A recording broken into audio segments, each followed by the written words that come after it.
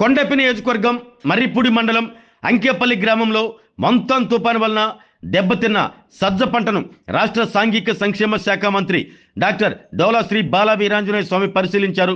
పంట నష్టం వివరాలను అధికారులు రైతులను అడిగి తెలుసుకున్నారు.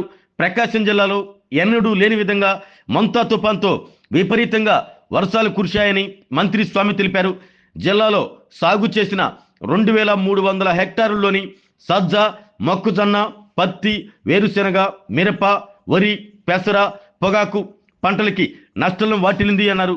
నష్టపోయిన రైతుల వివరాలను సమగ్రంగా సేకరించి నష్టపోయిన ప్రతి రైతును ఆదుకుంటామని తెలిపారు. తుఫాన్ కారణంగా పాడైపోయిన రోడ్ల పునర్నిర్మాణ అంచనాలు కూడా వేస్తున్నామని తెలిపారు. అంచనాలు పూర్తయిన వెంటనే రోడ్లను పునర్నిర్మిస్తామంటూ తెలిపారు.